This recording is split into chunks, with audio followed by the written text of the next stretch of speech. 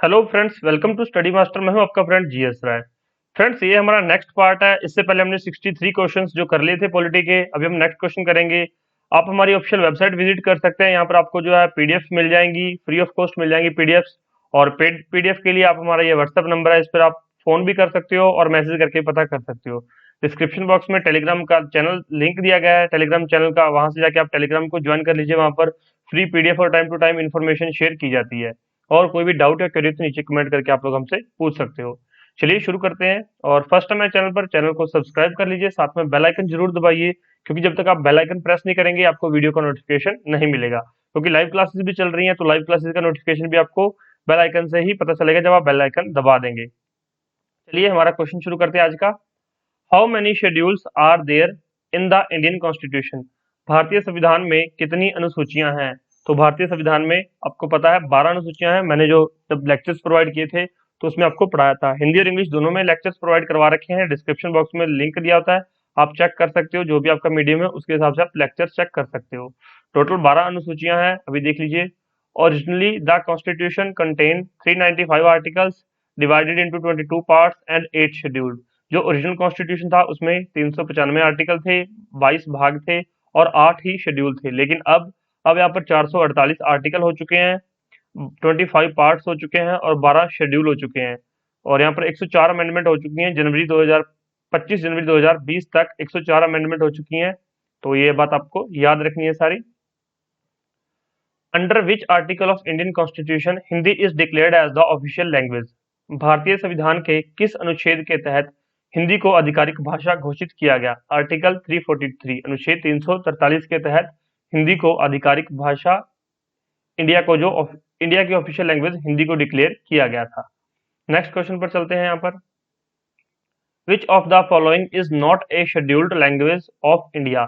निम्नलिखित में से भारत की कौन सी भाषा अनुसूचित भाषा नहीं है? तो यहाँ पर देख लीजिए, राजस्थानी जो है अनुसूचित भाषा नहीं है, ये शेड्यूल्ड लैंग्वेज नहीं है। बाकी तीनों जो है शेड्यूल्ड लैंग्वेज है। तो यहाँ पर 22 लैंग्वेज दे रखी है, जिनका जो है जिक्र 8वीं अनुसूची में 8th शेड्यूल में किया गया है। पहले ओरिजिनली 14 भाषाएं थी, लेकिन बाद में 8 और जोड़ दी गई और यहाँ पर टोटल 22 है। वो कौन कौन सी हैं, चलिए यहाँ पर देख लीजिए आप लोग। टोटल 22 लैंग्वेज हैं। कौन कौन सी? Assamese, Bangla, Gujarati, Hindi, Kannada, Kashmiri, Konkani, Malayalam, Manipuri, Marathi, Nepali, Oriya, Punjabi, Sanskrit, Sindhi, Tamil, Telugu, Urdu, Bodo, Santhali, Maithili and Dogri.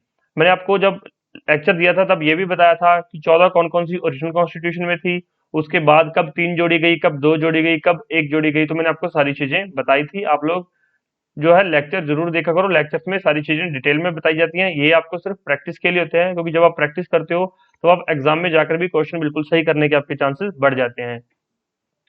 In which article of the Indian constitution the eradication of untouchability has been mentioned? भारतीय संविधान के किस अनुच्छेद में अस्पृश्यता उन्मूलन के विषय में उल्लेख किया गया है? तो दैट इज आर्टिकल 17। अनुच्छेद 17 में बताया गया है अनटचेबिलिटी के बारे में, एराडिकेशन ऑफ अनटचेबिलिटी या एबोलिशन ऑफ अनटचेबिलिटी। चलिए नेक्स्ट क्वेश्चन पर चलते हैं। यहाँ पर who among the following presented the union budget of India for maximum times? निम्न में से किसने सबसे अधिक बार भारत का केंद्रीय बजट पेश किया गया? चलिए एक और क्वेश्चन आपके लिए। सबसे पहले जो है बजट का उल्लेख या फिर बजट के बारे में संविधान इंडियन कॉन्स्टिट्यूशन में किस आर्टिकल में बताया है, वो आर्टिकल नीचे कमेंट करके मुझे बता दीजिए। फटाफट कीजिए। बजट के बारे में किस आर्टिकल में दे रखा है? मैंने इकोनॉमी के लेक्चर जब दिए थे आपको, तो इकोनॉमी के लेक्चर्स में मैंने आपको अच्छे से बताया हुआ है। जिनको याद है वो कमेंट कर दीजिए। तो निम्न में से किसने सबसे अधिक बार भारत का केंद्रीय बजट पेश किया था? तो वो है मोरारजी देसाई, जिन्होंने 10 बार भारत का केंद्रीय बजट यहाँ पर पेश किया है। देख लीजिए यहाँ पर मोरारजी देसाई ने 10 बार बजट पेश किया है। पी चिदम्बरम ने 9 बार। याद रखिए, अगर मोरारजी देसाई नहीं है तो फिर पी चिदम्बरम आएगा, क्योंकि इन्होंने 9 बार पेश किया है। और प्रणब मुखर्जी ने 8 बार यहाँ पर बजट पेश किया है, ध्यान रखेंगे इस बात का। और सीडी देशमुख ने 7 बार। तो अब बस ये 3 नाम याद रख लीजिए, प्रणब मुखर्जी, मोरारजी देसाई और पी चिदम्बरम। पहली बात तो यही क्वेश्चन पूछा जाता है मोरारजी देसाई के बारे में, लेकिन अगर ये ऑप्शन में नहीं दे रखा तो फिर आप क्या करोगे? फिर आपको लगाना है पी चिदम्बरम। इन्होंने 9 बार जो है बजट पेश किया है। और टेलीग्राम ज्वाइन कर लीजिए, वहां पर आपको फ्री पीडीएफ दी जाती है। और पेड लेक्चर्स के लिए जो क्रैश कोर्स चल रहे हैं या फिर जो वीडियो लेक्चर्स हैं, पेन ड्राइव कोर्सेज हैं, पेन ड्राइव कोर्सेज के बारे में पता करने के लिए, स्टडी मटेरियल के बारे में पता करने के लिए ये हमारे व्हाट्सएप नंबर है, ये हमारे फोन नंबर है, यहाँ पर आप फोन करके और व्हाट्सएप करके भी पता कर सकते हो। चलिए नेक्स्ट क्वेश्चन पर चलते हैं। यहाँ पर When was the 5-year plan started in India? Bharat में पंचवर्षीय योजना किस वर्ष में शुरू की गई थी? That is 1951। 1951 में पंचवर्षीय योजना की गई थी। पहली जो है 5-year प्लान 1951 से 56 तक था। टोटल 12 5-year प्लान आए थे। तो ये मैंने इसके लिए अलग से वीडियो बनाया, डिस्क्रिप्शन बॉक्स में वीडियो दे रखा है, चेक कर सकते हो आप लोग। How many times has the national emergency been declared by the president in the country? राष्ट्रपति द्वारा कितनी बार देश में राष्ट्रीय आपातकाल की घोषणा की गई है? तो अब तक 3 बार राष्ट्रीय आपातकाल नेशनल इमरजेंसी लग चुकी है। कब कब लगी है? नेशनल इमरजेंसी का प्रावधान ये आर्टिकल 352 में दे रखा है, मैंने आपको इमरजेंसी बताई है 352, 356 और 360। ये 3 इमरजेंसी है। ये प्रेसिडेंट, यहाँ पर ये जो नेशनल इमरजेंसी है ये प्रेसिडेंट रूल है, और ये जो है वित्तीय आपात है यहाँ पर फाइनेंशियल इमरजेंसी। तो यहाँ पर देख लीजिए कब कब लगी थी। पहली 1962 में जब इंडिया और चाइना की वार हुई थी 1962, दूसरी बार 1971 में पाकिस्तान वार, और तीसरी बार 1975 में इंटरनल डिस्टर्बेंस के कारण। कई बार ये ईयर भी पूछ लिए जाते हैं, याद रख लीजिए 1962, 1971 यहाँ पर चाइना वार, यहाँ पर पाकिस्तान वार, और 1975 इंटरनल डिस्टर्बेंस, और ये जो इंदिरा गांधी ने डिक्लेयर की थी, ना कि प्रेसिडेंट ने। याद रखेंगे। आई होप आपको चीजें क्लियर हो गई होंगी। क्लियर हो रही हैं चीजें? अगर समझ आ रही तो प्लीज वीडियो को लाइक और शेयर जरूर कर दो। शेयर करने से हमारा मोटिवेशन बढ़ जाता है, हमारा मनोबल बढ़ जाता है, क्योंकि हमको यहाँ से आप ये जो लेक्चर दे रहे हैं इनकी कोई आपसे फीस नहीं ले रहे हैं। तो फीस नहीं ले तो आप कम से कम इतना तो कर ही सकते हो कि लेक्चर को शेयर कर दिया करो, ताकि दूसरे लोगों तक पहुंच जाए, और हमारा भी जो है वीडियो बनाने का मोटिव पूरा हो जाए कि ठीक है काफी स्टूडेंट्स का फायदा हो रहा है यहाँ से। नेक्स्ट क्वेश्चन पर चलते हैं। By which amendment act the fundamental duties of citizen are included in the Indian constitution? नागरिकों के मौलिक कर्तव्यों को भारतीय संविधान में किस संशोधन अधिनियम के द्वारा शामिल किया गया? तो 42nd अमेंडमेंट के द्वारा मौलिक कर्तव्यों को यहाँ पर जो है फंडामेंटल ड्यूटीज को जोड़ा गया। 42nd अमेंडमेंट 1976, जिसको कि मिनी कॉन्स्टिट्यूशन बोलते हैं। और एक और क्वेश्चन पूछा जाता है कि ये किसकी सिफारिशों पर किया गया था? तो ये स्वर्ण सिंह समिति या फिर स्वर्ण सिंह कमेटी की सिफारिशों पर ऐसा ये जो फंडामेंटल ड्यूटीज को ऐड किया गया था। याद रखेंगे प्रेजेंट में 11 फंडामेंटल ड्यूटीज हैं। ओरिजिनल कॉन्स्टिट्यूशन में 10 थी, एक बाद में जोड़ी गई। ये चीजें आपने याद रखनी है। मैंने ये लेक्चर्स के अंदर भी आपको डिटेल में समझाया हुआ है। लेक्चर जरूर देखा करो, हमारे लेक्चर्स आपको बहुत डिटेल में समझाया जाता है, बहुत शानदार लेक्चर होते हैं। एक बार देखिए, आपको सारी चीजें समझ में आने लग जाएंगी। विच of the following is correctly matched? निम्न में से कौन सुमेलित नहीं है? देखिए यहाँ पर पार्ट 2 फंडामेंटल राइट बिल्कुल गलत है ये। पार्ट 3 फंडामेंटल सिटीजनशिप गलत है ये। पार्ट 4 से फंडामेंटल ड्यूटीज ये ठीक है। यहाँ पर यही पूछा गया विच of the following is correctly match. Right answer क्या है? Part 4A, that is fundamental duties या फिर मौलिक कर्तव्य। पार्ट 5 में directive principle of state policy ये गलत है यहाँ पर। चलिए आपको डिटेल में बता देता हूँ करेक्ट मैचिंग क्या है। पार्ट 2 में सिटीजनशिप के बारे में बताया गया है, इसके लिए अलग से लेक्चर बनाया हुआ है। पार्ट 3 में फंडामेंटल राइट्स के बारे में बताया हुआ है, ये भी एक अलग से लेक्चर दिया गया है। पार्ट 4 में directive principle of state policy DPSP एक अलग लेक्चर है इसका। फंडामेंटल ड्यूटीज का भी एक अलग लेक्चर है। तो ये चारों चीजों के बारे में अलग अलग लेक्चर हैं, पूरे डिटेल में लेक्चर हैं, जरूर देखिए। और आप ये भी जरूर याद रखिए कि किस पार्ट में कौन सी चीजें हैं। लेक्चर नहीं भी देखा, मान लीजिए आपने लेक्चर नहीं देख रहे, आप खुद सेल्फ स्टडी कर रहे हो, कहीं और से पढ़ रहे हो, कोई परेशानी नहीं है। आप ये लेक्चर देखते रहो। ये लेक्चर अगर आप रेगुलर देखोगे तो आपको इसमें भी बहुत सारी चीजें हम कवर करवा देंगे। एक्सप्लेनेशन अच्छे से आपको दी जाती है, ताकि क्वेश्चन से जितने भी डाउट होते हैं वो भी क्लियर हो जाए, और साथ में उसके जो नेक्स्ट क्वेश्चन बनते हैं वो भी आपके यहाँ पर क्लियर हो जाए। नेक्स्ट क्वेश्चन पर चलते हैं। विच of the following is not a fundamental duty? निम्न में से कौन एक मौलिक कर्तव्य नहीं है? यहाँ पर एक फंडामेंटल ड्यूटी कौन सी नहीं है? To vote in public elections, सार्वजनिक चुनाव में मतदान करना, ये एक फंडामेंटल ड्यूटी नहीं है, ये एक मॉरल ड्यूटी है। ध्यान रखना इस बात का, फंडामेंटल ड्यूटी नहीं है। बाकी तीनों फंडामेंटल ड्यूटीज हैं, तो ये इसका राइट आंसर हो जाएगा। यहाँ पर पूछा है नॉट ए फंडामेंटल ड्यूटी, तो ये बाकी सारी फंडामेंटल ड्यूटीज हैं। To develop the scientific temper, वैज्ञानिक सोच विकसित करना। To safeguard public property, सार्वजनिक संपत्ति की रक्षा करना। To abide by constitution and respect its ideals, संविधान का पालन करना व इसके आदर्शों को सम्मान देना। तो ये तीनों फंडामेंटल ड्यूटीज हैं, लेकिन ये फंडामेंटल ड्यूटी नहीं है। ध्यान रखेंगे। नेक्स्ट क्वेश्चन यहाँ पर पूछा गया है where is the Raisina hills? Raisina पहाड़ी कहाँ पर है? तो जहां पर राष्ट्रपति भवन स्थित है वहां पर। Where Rashtrapati Bhavan is situated, जहां पर राष्ट्रपति भवन स्थित है वहां पर जो है रायसेना हिल्स है। कई बार क्वेश्चन थोड़ा घुमा के पूछ लिया जाता है। राष्ट्रपति भवन कौन सी पहाड़ी पर स्थित है? तो याद रखना है रायसेना हिल्स। और चलिए नेक्स्ट क्वेश्चन पर चलते हैं यहाँ पर हम। Rashtrapati Bhavan was designed bye, Rashtrapati Bhavan किसके द्वारा डिजाइन किया गया? तो ये एडविन लुटियंस के द्वारा राष्ट्रपति भवन डिजाइन किया गया। क्वेश्चन पूछा गया एग्जाम में, याद रखना ये स्टेट पीसीएस में ऐसे क्वेश्चन पूछ लिए जाते हैं। जनरली ये बुक्स में नहीं दिए होते, लेकिन आपको ये जनरल अवेयरनेस के तहत पता होनी चाहिए ये चीजें। नेक्स्ट क्वेश्चन पर चलते हैं यहाँ पर हम।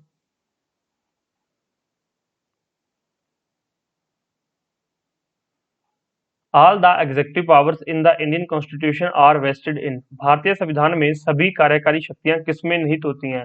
तो जितनी भी यहाँ पर एग्जीक्यूटिव पावर्स हैं वो किसमें होती हैं? वो प्रेसिडेंट के नाम पे होते हैं। जितने भी साइन किए जाते हैं तो वो प्रेसिडेंट के नाम पे साइन करते हैं। प्रधानमंत्री भी चाहे करते हैं, या फिर फॉरेन में जितनी भी डील्स होती हैं, जो भी काम किए जाते हैं वो प्रेसिडेंट के नाम से किए जाते हैं। चाहे मोदी जी जा रहे हो या फिर कोई भी प्राइम मिनिस्टर जा रहा हो फॉरेन की डील करने के लिए, लेकिन वहां पर जो साइन किए जाते हैं वो प्रेसिडेंट के नाम से ही किए जाते हैं। स्टैंप प्रेसिडेंट के नाम की वहां पर लगती है। तो जितनी भी एग्जीक्यूटिव पावर्स हैं वो सारी प्रेसिडेंट के हाथ पर है। और यहाँ पर नेक्स्ट पे चलते हैं, और इसका जो इसके बारे में उल्लेख आर्टिकल 53(1) में किया गया है। नेक्स्ट क्वेश्चन पर चलते हैं।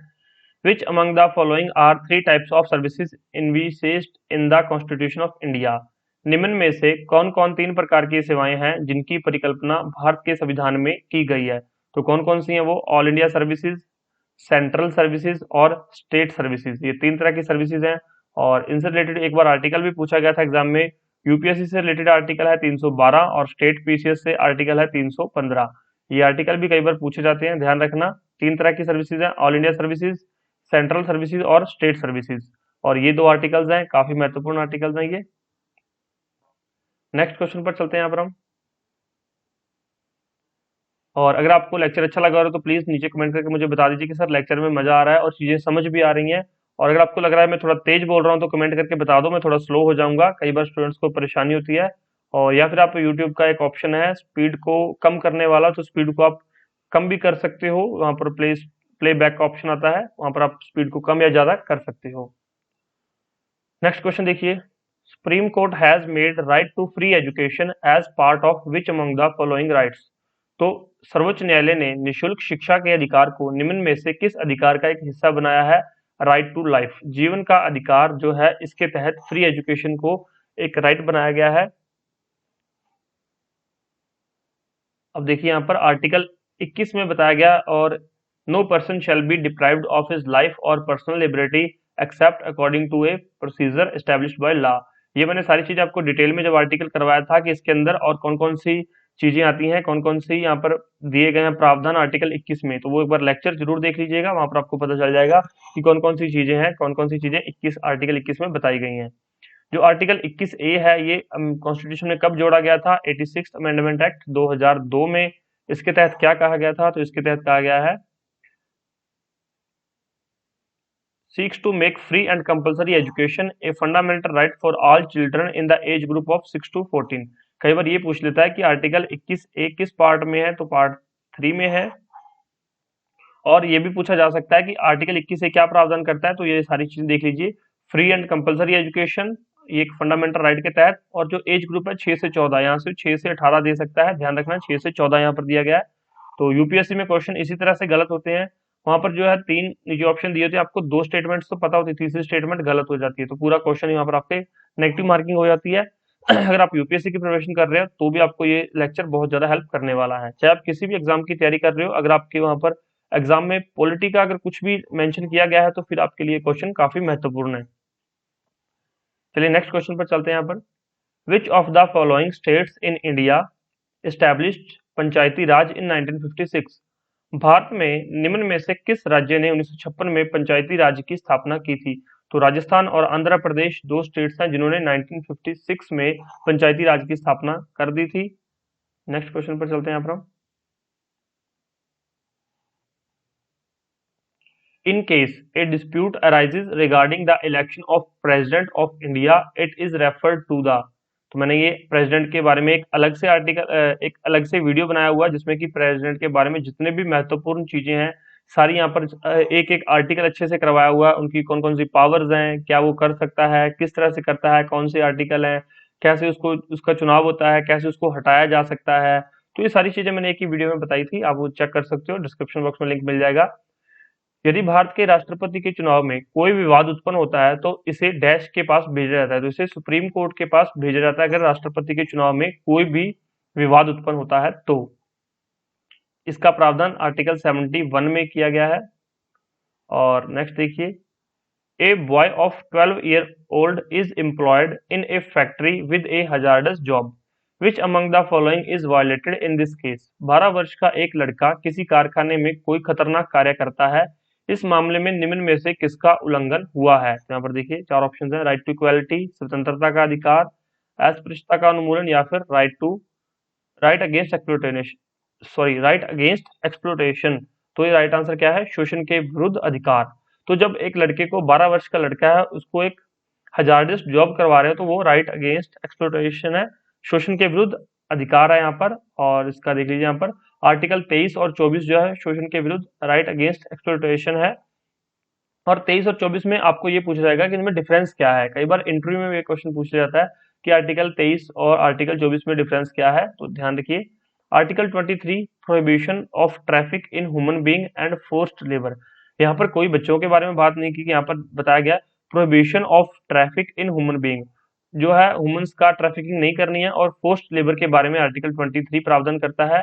लेकिन आर्टिकल 24 का करता है prohibition of employment of children, यहाँ पर सिर्फ चिल्ड्रन बताया गया इन फैक्ट्रीज, तो बच्चों की यहाँ पर फैक्ट्रियों में उनको एम्प्लॉयमेंट नहीं करनी है, वो आर्टिकल 24 है। तो यहाँ पर ध्यान रखिए, ये दो डिफरेंस पूछे जाते हैं। कई बार इंटरव्यू में भी ये छोटा सा क्वेश्चन पूछा जाता है, और अगर आपको ये आंसर नहीं पता फर्क, तो फिर प्रॉब्लम क्रिएट हो सकती है। Which among the following amendments act is also called as mini constitution? मैंने अभी बता के हटा हूँ, 42nd अमेंडमेंट एक्ट 1976, इसको मिनी कॉन्स्टिट्यूशन या फिर लघु संविधान भी कहा जाता है। और नेक्स्ट क्वेश्चन पर चलते हैं। High court seat of Kerala and Lakshadweep is located at. Kerala और लक्षद्वीप की उच्च न्यायालय सीट कहाँ स्थित है? तो ये कोची में स्थित है, याद रखेंगे, डायरेक्ट एग्जाम में पूछा गया है। ये तभी पूछा जाता है जब ऐसी चीजें न्यूज में हो, वैसे जनरली ऐसे क्वेश्चन नहीं पूछे जाते। आप मान लीजिए राजस्थान से हैं तो आपको ये चीजों के बारे में जरूरी नहीं पता होना चाहिए कि हाँ उसकी सीट कौन सी है, लेकिन अगर बार बार कोई केरल और लक्षद्वीप का कोई मान लीजिए उन्होंने कुछ चेंजेस किए हैं, कोई हाई कोर्ट ने, उनके उच्च न्यायालय ने कोई आदेश दिए हैं, या फिर कोई जजेस का कोई प्रॉब्लम हो गई, या कोई केस है जो बार बार आ रहा है न्यूज में, तब आपके लिए ऐसे क्वेश्चन इंपॉर्टेंट हो जाते हैं। क्योंकि मुझे पता है स्टूडेंट्स के माइंड में यही डाउट रहता है कि सर 28 स्टेट्स हैं, इतनी यूनियन टेरिटरीज हैं, तो हम किस किस के बारे में ये चीजें याद रखेंगे। तो मैं आपको यही बता रहा हूँ कि आपको सारी चीजें याद रखने की जरूरत नहीं है, अगर न्यूज में है तो फिर याद रखने की जरूरत है। जैसे जम्मू एंड कश्मीर न्यूज में था और लद्दाख न्यूज में है, तो उसके बारे में आप पढ़िए कि उसके बारे में पूछे जा सकते हैं क्वेश्चन। तो ऐसे क्वेश्चन जो न्यूज में होते हैं वही क्वेश्चन वहां पर इंपॉर्टेंट होते हैं, तो उसके रिगार्डिंग थोड़ा सा चेक किया करो। और वैसे तो आपको मैं सारी चीजें यहाँ पर प्रोवाइड करवाई देता हूँ, टाइम टू टाइम आपको करंट अफेयर के लेक्चर्स भी मिलते हैं। जैसे ही आपका कोई भी एग्जाम हो जाए, शेड्यूल हो जाए, तो आप मुझे व्हाट्सएप पे मैसेज करके बता सकते हो, या फिर आप हमें टेलीग्राम पे मैसेज करके बता सकते हो। हमारा फेसबुक पेज है, डिस्क्रिप्शन बॉक्स में फेसबुक पेज का लिंक दिया है, वहां पर आप हमें मैसेज कर सकते हो, फेसबुक पे डायरेक्ट पेज पर मैसेज कर सकते हो, फेसबुक पर पोस्ट डाल सकते हो, तो आपको वहां पर करंट अफेयर सारी चीजें प्रोवाइड करवा दी जाती है। तो फेसबुक को आप ज्वाइन कर सकते हो, वहां पर हमारी लाइव क्लास चलती रहती है। नेक्स्ट देखिए, विच of the following were union territory before becoming states? निम्न में से कौन कौन राज्य बनने से पहले केंद्र शासित प्रदेश थे? राइट आंसर क्या है? हिमाचल प्रदेश यूनियन टेरिटरी थी, मैंने आपको बताया है, मणिपुर और त्रिपुरा, ये तीनों यूनियन टेरिटरी थी स्टेट बनने से पहले। अब एक और नाम आ जाएगा, जम्मू एंड कश्मीर, ये स्टेट बनने के बाद यूनियन टेरिटरी है, ध्यान रखना, और लद्दाख भी। नेक्स्ट क्वेश्चन पर चलते हैं। At time of commencement of Indian Constitution, the all states of Union of India were put in 4 parts A, B, C, D, later reorganized and reduced to 2 categories, states and uniform territories in 1956. Which of the following was only one member of D? तो भारतीय संविधान की शुरुआत के समय भारतीय संघ के सभी राज्यों को 4 भागों में बांटा गया, A, B, C, D। बाद में 1956 में पुनर्गठन करके उन्हें सिर्फ 2 श्रेणियों में रखा गया, राज्य और केंद्र शासित प्रदेश। डी का एकमात्र सदस्य कौन था जब संविधान लागू करना था? तो उस समय कौन था? यहाँ पर शुरुआत के समय डी के अंदर कौन था? वो अंडमान एंड निकोबार था। ए, बी, सी, डी 4 अलग अलग यहाँ पर प्रावधान दिए गए थे, अलग अलग स्टेट्स के बारे में बताया गया था, चारों को अलग अलग रखा गया था। तो डी के अंदर सिर्फ अंडमान एंड निकोबार था, ठीक है। नेक्स्ट क्वेश्चन पर चलते हैं यहाँ पर।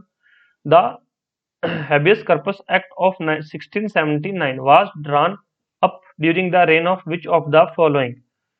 1679 का बंदी प्रत्यक्षीकरण अधिनियम निम्न में से किसके शासनकाल में तैयार किया गया था? राइट आंसर क्या है? King Charles second. ये जो हर्बल कॉर्पस आप पढ़ते हो कॉन्स्टिट्यूशन में, तो ये किसके काल में तैयार किया गया था? किंग चार्ल्स सेकंड या किंग चार्ल्स द्वितीय। नेक्स्ट क्वेश्चन पर चलते हैं।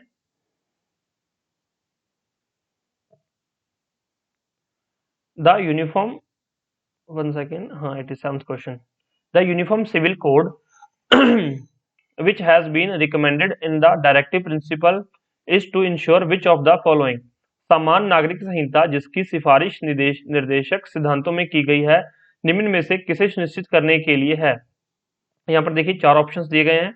नेशनल इंटीग्रेशन, राइट आंसर यही है। यूनिफॉर्म सिविल कोड के बारे में जो है नेशनल इंटीग्रेशन के लिए यूनिफॉर्म सिविल कोड लागू करने की बात कही गई है, राष्ट्रीय एकीकरण। अब आपके लिए एक छोटा सा क्वेश्चन है, आपने आर्टिकल्स पढ़े होंगे, नहीं पढ़े तो पढ़ लीजिए जाके, आपके पास कोई भी यहाँ पर बुक है, कहीं भी आप कहीं से पढ़ रहे हो, आर्टिकल्स पढ़ लो। बस यूनिफॉर्म सिविल कोड के बारे में किस आर्टिकल में प्रावधान है, किस आर्टिकल में बताया गया, नीचे कमेंट करके मुझे बता दो, क्योंकि मैं आपको बहुत सारी चीजें बताता रहता हूँ, लेकिन जब आप खुद से थोड़ी सी सेल्फ स्टडी करोगे या फिर जब आप सेल्फ प्रिपरेशन करोगे, तभी आपके सक्सेस होने के चांसेस बढ़ जाते हैं। क्यों? क्योंकि आपके लिए मैं यहाँ पर आपको पढ़ाता हूँ, बेस्ट से बेस्ट लेक्चर, बेस्ट से बेस्ट चीजें, बेस्ट स्टडी मटेरियल प्रोवाइड करवा रहा हूँ, लेकिन फिर भी आपको in the end hard work खुद करना पड़ेगा। तो हार्ड वर्क कीजिए। मैं आपको यहाँ पर स्मार्ट वर्क भी बताता हूँ कि किस तरह से आप स्मार्ट वर्क करके भी एग्जाम क्लियर कर सकते हो।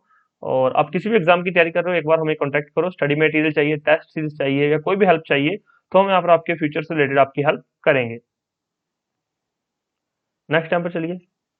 With which of the following country National People's of Congress is related to? National People's Congress का संबंध निम्न में से किस देश से है? Right answer is China. Next question पर चलते हैं यहाँ पर हम। The interpretation of Constitution falls within the domain of constitutional bench of the Supreme Court. At least how many members are required for this bench? एक और छोटा सा डाउट था स्टूडेंट्स का, वो मैसेज आया था मेरे पास कि सर हमें क्वेश्चन कई बार पहली बार में समझ नहीं आते और आप एक बार क्वेश्चन पढ़ के फिर हिंदी में पढ़ के इसका आंसर दे देते हो। तो स्टूडेंट्स आप वीडियो को पॉज कर सकते हो, आपके पास ऑप्शन होता है, वीडियो को पॉज करो, क्वेश्चन को फिर से पढ़ लो। क्वेश्चन को फिर से पढ़ने पे आपको क्वेश्चन समझ आ जाएगा। संविधान की व्याख्या सर्वोच्च न्यायालय के संवैधानिक पीठ के अधिकार क्षेत्र में आती है। इस पीठ के लिए कम से कम कितने सदस्यों की आवश्यकता है? तो कम से कम 5 सदस्य हैं जो संवैधानिक पीठ बनाते हैं और संविधान की व्याख्या कर सकते हैं। सर्वोच्च न्यायालय की संवैधानिक पीठ के 5 सदस्य संविधान की व्याख्या कर सकते हैं, तो कम से कम 5 सदस्य होने जरूरी हैं, 5 members at least. Next question पर चलते हैं। Before 26 November 1949 which among the following was governing law of India? 26 नवंबर 1949 से पहले भारत का शासकीय कानून निम्न में से कौन था? इसके तो ऑप्शन की भी जरूरत नहीं है, बस इतना बताना है कि 26 नवंबर 1949 से पहले भारत के अंदर गवर्निंग लॉ कौन से थे? तो गवर्नमेंट ऑफ इंडिया एक्ट 1935, 1935 का भारत सरकार अधिनियम, उसके तहत ही गवर्न हो रही थी, government of Indian act of 1935। Next question. In the wake of Sarkaria commission report which state suggested the abolition of the office of governor? तो ये सरकारिया कमीशन जरूर याद रखें, क्योंकि ये क्वेश्चन पूछा गया था कि abolition of office of the governor is on the recommendation of Sarkaria commission. याद रखिए, सरकारिया आयोग के रिपोर्ट के आधार पर किस राज्य ने राज्यपाल का पद समाप्त करने का सुझाव दिया था? तो ये सुझाव आंध्र प्रदेश ने दिया था, क्योंकि माना जाता है ये जो राज्यपाल होता है ये राष्ट्रपति का वजीर होता है, ऐसा मानते हैं, क्योंकि सारी जो है राज्यपाल सारी इंफॉर्मेशन राष्ट्रपति को देता है और राज्यपाल की नियुक्ति भी राष्ट्रपति करते हैं। तो इसी वजह से ये जो सेंटर के वजीर होते हैं, सेंटर के जो भी सेंटर जाता है वो फिर राज्यपाल लागू करता है, इसलिए इन्होंने आंध्र प्रदेश ने कहा था कि सरकारी आयोग की रिपोर्ट के आधार पर इसको समाप्त किया जाए। और सरकारी कमीशन कब सेटअप किया गया था? 1983 में, ध्यान रखना इस बात को। और नेक्स्ट क्वेश्चन पर चलते हैं। The first non confidence motion was moved in Lok Sabha in which of the following year? I hope आपको क्वेश्चन समझ आ गया होगा। लोकसभा में पहला अविश्वास प्रस्ताव निम्न में से किस वर्ष लाया गया था? 1963 के अंदर, और याद रखेंगे 1963। नेक्स्ट क्वेश्चन पर चलते हैं। In India whose among the following the salary is exempted from income tax? भारत में निम्न में से किसका वेतन कर मुक्त होता है? तो राइट आंसर है प्रेसिडेंट। प्रेसिडेंट की सैलरी 5 लाख पर मंथ होती है यहाँ पर 5 लाख रुपीज पर मंथ, और वो इनकम टैक्स फ्री होती है, उनको कोई टैक्स नहीं पे करना होता उनकी सैलरी पे, उनको फ्री आवास मिलता है, उनको फोन का खर्चा, आने जाने के लिए एक गाड़ी मिलती है। और ये दूसरी तरफ प्राइम मिनिस्टर की जो सैलरी होती है वो इनकम टैक्स फ्री नहीं होती, इनको यहाँ पर टैक्स देना पड़ता है, सभी मंत्रियों को भी टैक्स पे करना पड़ता है। ध्यान रखेंगे, प्रेसिडेंट की जो है सैलरी टैक्स फ्री होती है और प्राइम मिनिस्टर की सैलरी टैक्स फ्री नहीं होती। और इसके रिगार्डिंग कोई डाउट हो तो नीचे कमेंट करके हमसे पूछ सकते हो। लेक्चर अच्छा लगा तो प्लीज लाइक और शेयर कर दो, और एक अच्छा सा कमेंट कर दो कि जिससे हमारा मोटिवेशन बढ़ जाए, क्योंकि आपके कमेंट बहुत एनर्जी देते हैं ताकि हम जल्द से जल्द आपके लिए लेक्चर्स लेके आ सकें। Thank you so much, take care, bye bye, God bless you all, आपका दिन शुभ।